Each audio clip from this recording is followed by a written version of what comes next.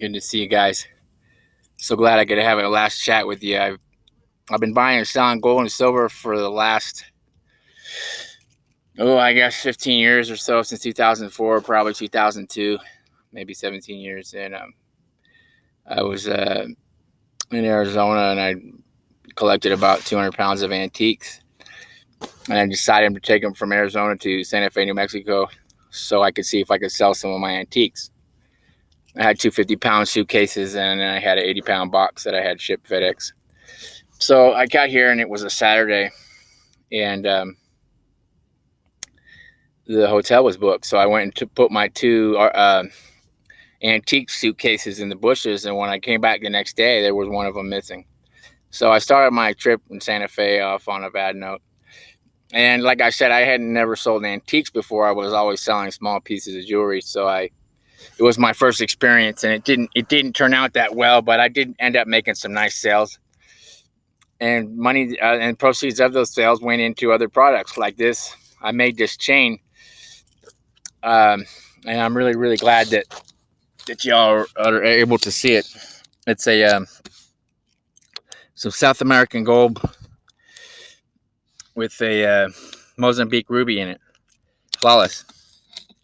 And I put it together. It was a combination of some bracelets, and I decided that because of the suitcase that I'd lost that had my actual chain in it, I decided that I was going to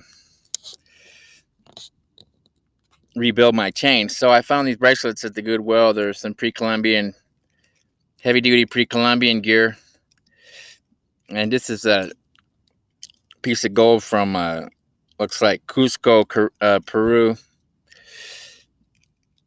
And now I built my rechain, and I finally realized the reason why I had to cough up so much of that as antiques is it's just, that's 1 in 2 million that you'll ever find a ruby this size and this clear and this perfect, and much less be able to mount it on some nice pre-Columbian gold from Peru, all at a very minimal price. And then I just realized, I just lost the whole case of antiques. Where's the price now?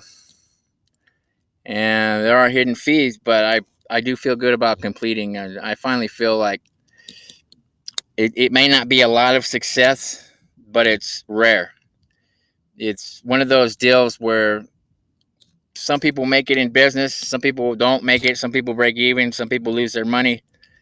But if you make the highest notch, which is CEO or president or king or emperor, you feel all right about having accomplished something.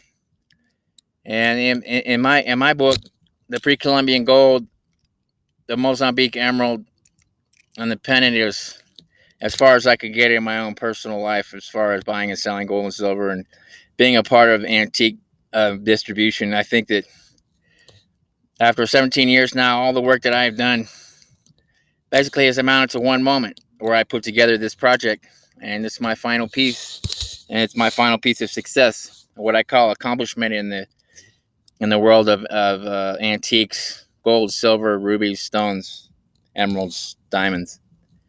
It's my last and final accomplishment, and I don't expect to ever accomplish as much ever again. But thank you all for listening, and I'm glad I was able to share my story with you, because, like I said, in 17 years, you will not find a ruby this size and that clear from Mozambique, or any pre-Columbian gold from Peru, and be able to mount it after having lost a whole suitcase full of antiques, gold and silver and bronze and so forth. Have a great, great life. It's nice knowing everybody. You're staring at the one last accomplishment that I'll ever expect to have.